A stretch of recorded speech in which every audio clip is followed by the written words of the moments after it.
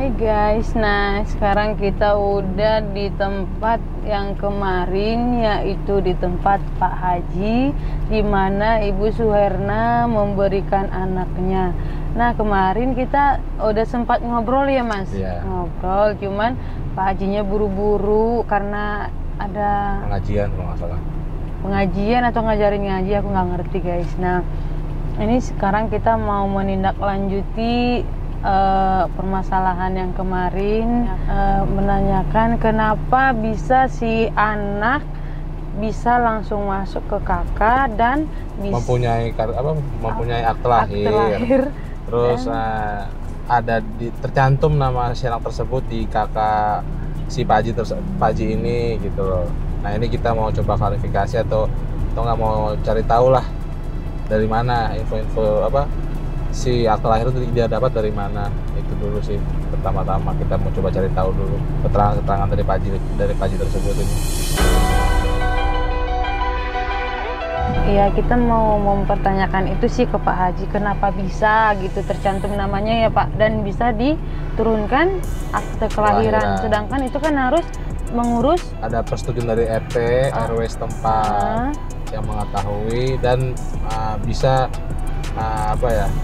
mengeluarkan lah surat kartu keluarga itulah, intinya gitu. Jadi sekarang kita udah nyampe nih di depan rumah Pak Haji itu.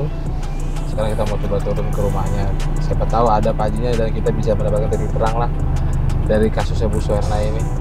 Itu aja dulu. Nah guys, sekarang kita mau turun dulu, mau nyamperin Pak Hajinya. Mudah-mudahan Pak Haji ada di rumah dan mau menerima kita lagi. Nah oke guys, kita mau turun dan lanjut dulu ngobrol sama Pak Hajinya guys. Nah yuk guys.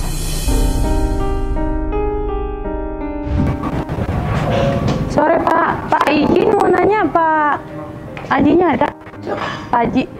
Pak Haji di depan dia kayaknya. Di depan? Iya, gerbangnya di depan. Oh iya, ketok-ketok nggak ada. Assalamualaikum Pak Haji. Oh dikunci ya? Pergi Pak ya? Pergi.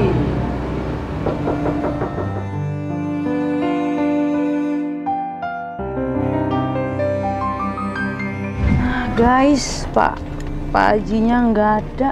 Rumahnya keadaan terkunci. Coba kita hubungin.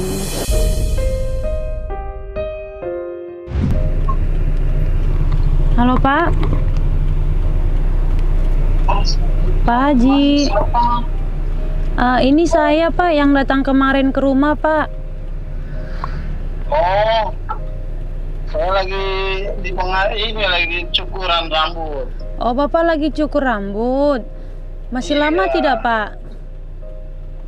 Ya, sebentar lagi kali ya, saya habis ngaji terus cukur rambut. Oh gitu, Pak. Saya tunggu di depan rumah boleh ya, Pak? Kita mau ngobrol dulu. Kelamaan kali, Bu? Nggak apa-apa, Pak. Nggak apa-apa, saya nunggu, Pak. Oh iya udah. Oh iya Pak, saya tunggu ya Pak. Iya. Terima kasih. Iya. Guys, bapaknya lagi cukur rambut, Pak Hajinya lagi cukur rambut. Kita tungguin aja ya Mas ya. Kita tungguin aja. Ketemu sama Pak Hajinya dan Pak Hajinya bersedia untuk kita tanya-tanyain sedikit.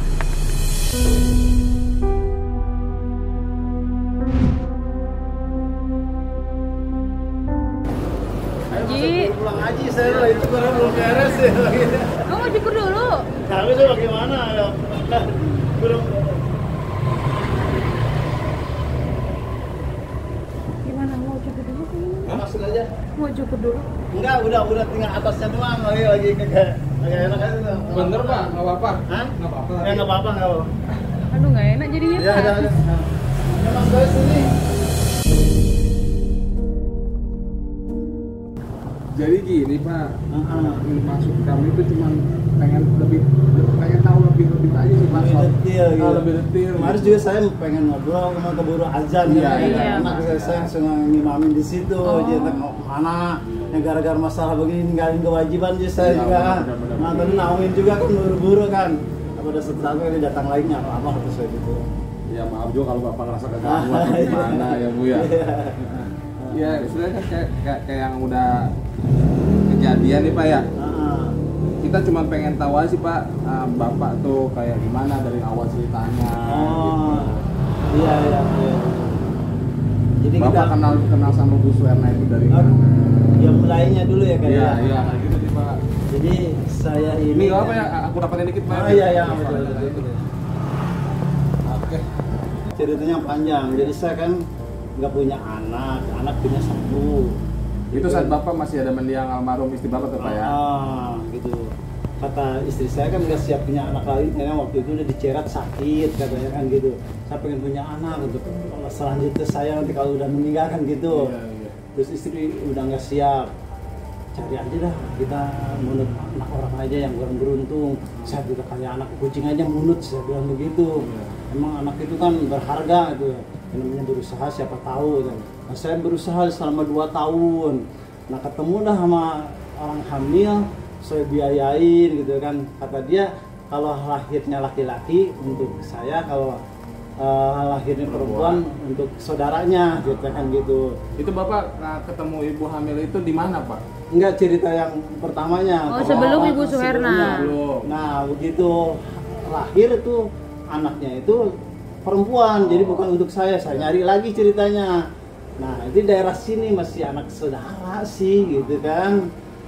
Sama lakinya Ibu Suherna itu saudara. Ibu Suherna yang mana tuh Pak? Nama siapa? Yang anaknya mau sama saya. Nah, ada yang nunjukin loh katanya. Orang udah hamilnya kan 11 bulan, makanya lagi nyari-nyari siapa yang mulut yang benar kok. Iya, Itu yang bapak tahu itu yang ambil itu siapa Pak? Suherna? Ini Suherna ini. Iya. Dia ngontrak di RT 3 sini. Iya, pernah ngontrak sini RT juga 3, katanya. sebelahan kan ini RT 4. Sebelahannya. Saya paranin sama istri. Begitu diparanin, responnya kayak bener-beneran. Ini bener kok, serius, saya mau serius nih. Kalau yang bapak lihat itu Bu Suhernanya itu bener-bener niat pengen jual anak atau? Enggak, dia cuman kalau mau jual mah enggak, cuman siapa katanya mau ngurusin anak saya gitu. Okay. Kalau di YouTube tuh saya lihat, wah lain lagi ceritanya. Kalau di YouTube makanya udah jauh dan nyimpang dari penceritaan gitu. Biar lurus nih ceritanya sekarang kan. Iya. Aduh sih.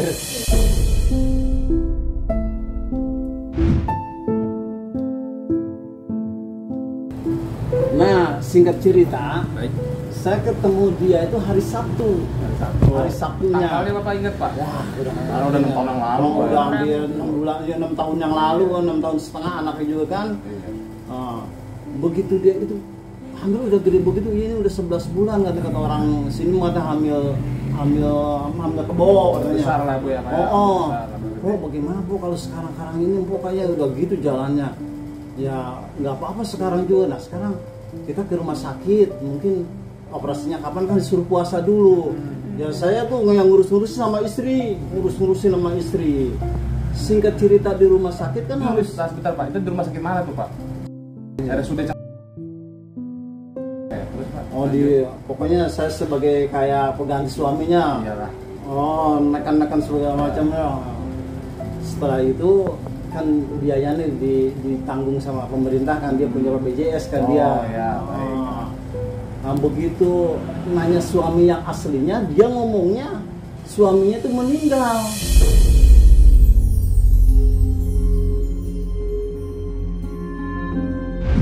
Kita cari aja dah suami engkau. Ya udah terserah dah katanya. So datang tuh ceritanya. Si itu sempat datang ke rumah sakit ceritanya. Begitu sempat ke rumah sakit datang, Bu Suherna tuh udah dioperasi. Udah bersalin. Kayaknya udah nggak butuh lagi dia lah. Keberadaan bapak itu. Udah nggak butuh lagi. Jadi kan istri saya yang nungguin. Sebagai jaminannya. Singkat cerita kan kebesoknya tuh waktu mau anak pulang gitu kan sama Udinnya sama bapaknya. Kalau Bu Suherna pulangnya ke kontrakan, nah Udin kesini bapaknya.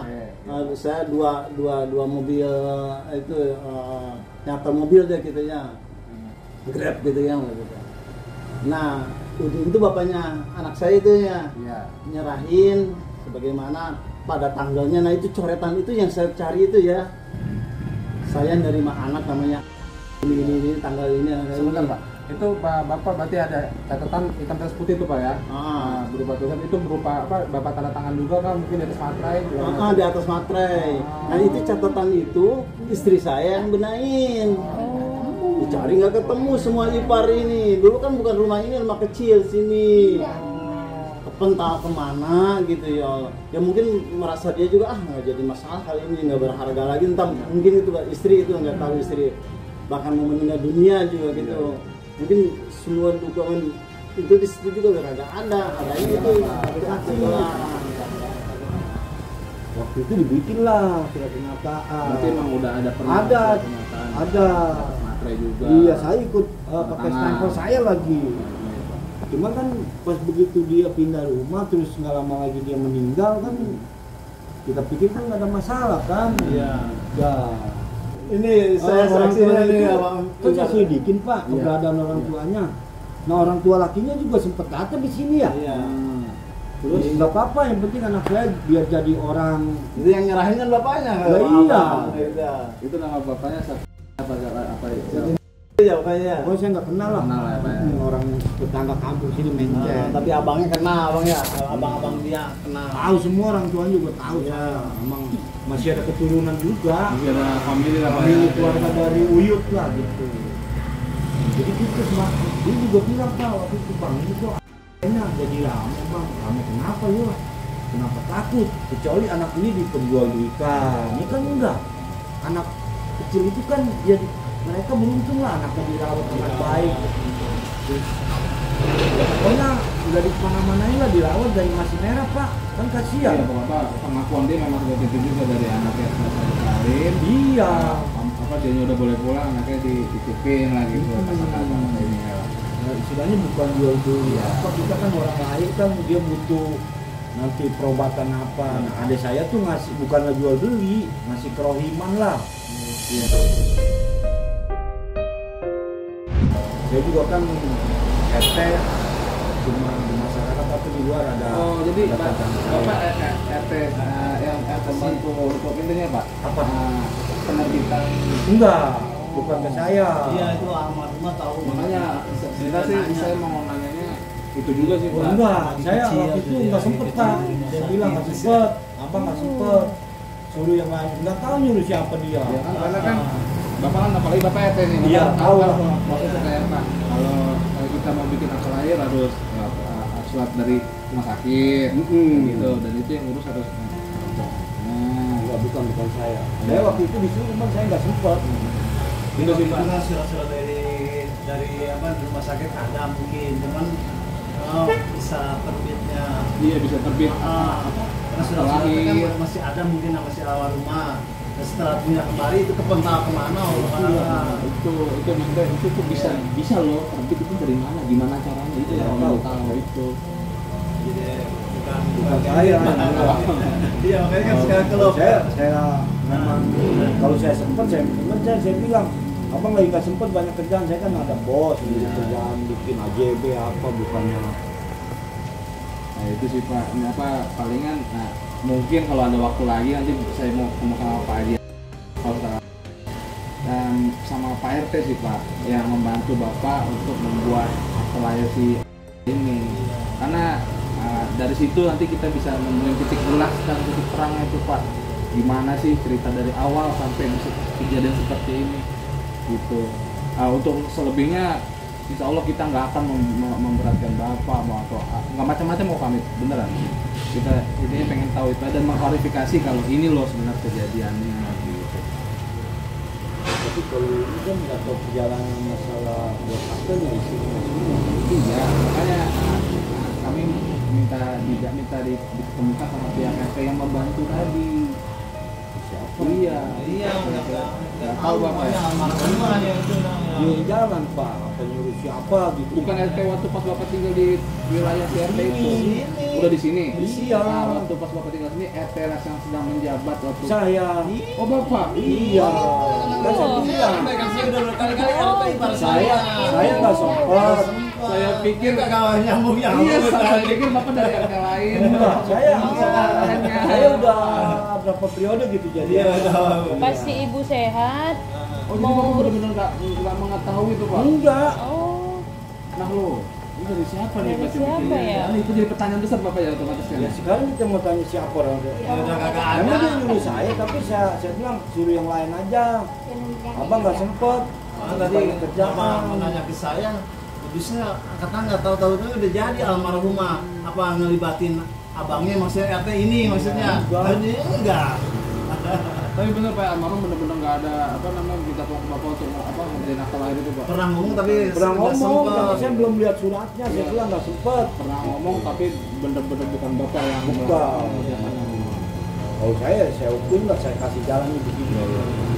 Nah kan kayak gini jadinya enak nih. Iya. Ya kan, jadi saya ketemu nih jalan sama oh jawabannya seperti ini. Jadi saya juga ketemu lah intinya gitu. Orang dia bawa anak juga saya nggak tahu Pak kesini. Anak jam berapa dibawanya ke sini nggak tahu, cuman pas begitu udah ada bikin surat pernyataan, memang saya yang ngajukan surat pernyataan satu saat kalau dia gitu kan adalah bukti kita. Iya, ada, memang saya sebagai saksi. Cuma kalau bikin akta kelahiran apa saya nggak tahu dia buat yang siapa. Kalau surat itu ada memang, cuma dia yang naruh semua. Kalau ini kan nggak tahu-tahu Pak. Tahu dia. Kalau dia juga kan ngajar ngaji pulang. Sibuk juga lah pasti. Waktu istrinya meninggal aja dia kagak tahu malah. Nothing ever felt as good. Inilah maksud dan tujuan kami loh Pak, meluruskan semua segala macam. Ya, intinya kita cari tahu apa yang terjadi sebenar-benarnya gitu sih Pak. Itu aja dulu.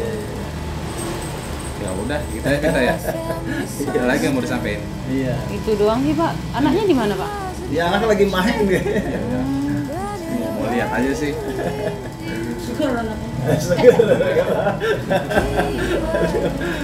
Ada fotonya nggak Pak? Hah? Ada fotonya nggak? Ini fotonya.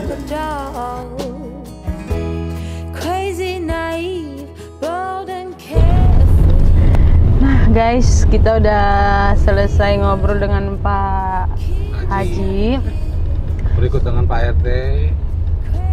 mantan Pak RT ya, Enggak, masih menjabat. masih menjabat. Oh iya masih menjabat. Nah guys, tadi kita ngobrol banyak sama Pak Haji ya, Pak Haji. ngobrol banyak. Ternyata anaknya Ibu Suherna dulu dikasih waktu di RS Brojol, sesar langsung kasih.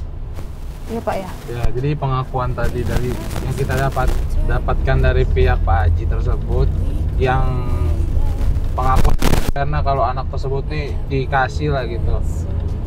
Si Pak Haji ini pengakuannya memberikan sejumlah uang, cuman bukan niatan untuk membeli anak itu. Nih inget ya, ini pengakuan dari Pak Hajinya.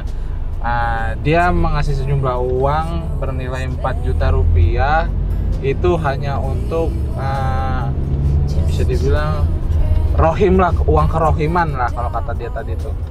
Terus tadi kita tekankan juga soal akte lahir, kartu keluarga, karena anak tersebut ini tercantum di kartu keluarga Pak Haji tersebut nih. Akte lahir juga dia punya, secara nggak langsung kan berarti dia memiliki lah identitas gitu loh. Tapi dia ini bukan orang tua kandung. Sedangkan prosedur untuk membuat akte lahir itu kan harus tertera lah. Yang ngurus itu orang tua kandungnya. Nah tadi kita tanyakan seperti itu loh. Dan pengakuan dari Pak Haji langsung tuh katanya yang mengurusi ini nih, surat-surat tersebut tuh bukan dia, dan dia tuh tidak diikut terlibatkan, melainkan yang mengurus itu almarhumah istrinya.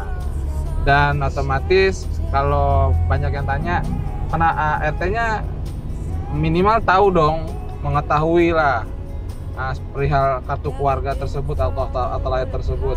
Tapi yang nggak masuk di pikiran kita berdua nih, si Pak RT ini sama sekali nggak tahu atas adanya akte lahir dan kartu keluarga tersebut, karena menurut pengakuan RT dan pengakuan si Pak Haji tersebut ini si istrinya ini atau almarhumnya ini tidak melibatkan mereka berdua dan tidak ikut minta tolong ke Pak RT. Kita nggak tahu nih siapa yang benar siapa yang salah. Intinya kita nggak tahu lah siapa yang ngurusin surat-surat anak tersebut lah nih.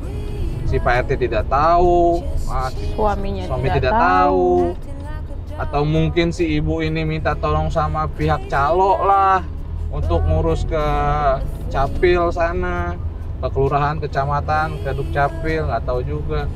Itu sih info yang kita dapatkan dari surat-surat sampai jumlah uang yang diberikan dari pihak RT ke Ibu Suherna ini. Memang dari awal pengakuan si Pak Haji di awal ini Bu Suherna tidak mau menerima uang. Cuman si Pak Haji tersebut bersikeras gitu loh. Memaksa. Inilah Gak apa-apa gitu. Terima, mohon diterima uang ini sebagai sebagai uang kerohiman lah yang kami berikan ke Bu Suherna. Itulah tadi yang dibilang sama Pak Haji tadi. Bisa dibilang juga tadi ya Fit ya, kalau si anak ini nih atau si Pak Haji ini nih masih saudara lah, walaupun saudara jauh dengan dari Ibu Suherna. Ya, kakak ipar. Iya, bisa dibilang kakak ipar atau saudara sepupu ketemu sepupu lah, pokoknya gitu. Mereka masih hitungannya masih saudara sedarah lah. Dan gitu. Ibu Suherna tidak tahu. Dan Ibu Suherna tidak tahu karena kasus ini yang terlibat justru mantan suaminya. Oke, kita. Nah, guys, ini kita mau lanjut ke tempat Vika. Kita mau ngelihat keberadaan Vika dulu. Soalnya terakhir infonya rumahnya terkunci ya, Mas? Terkunci. Rumahnya terkunci dan kata tetangga adanya di malam hari dan di pagi hari. Kalau siang katanya dia udah berangkat, Mbak, udah pergi katanya. Nah, sekarang kita mau gerbek dulu gitu. Kenapa lari dari dunia kenyataan gitu, guys? Kenapa lari gitu? Nah, mungkin dia menyimpan sesuatu dan takut akan ketahuan, makanya dia kabur dulu gitu. Nah, guys, ini kita lagi dalam perjalanan. Kita mau lanjut ke tempat Vika dulu. Nanti kita lihat kondisinya dulu di sana ya. Udah, kita pamit undur diri dulu. Bye bye.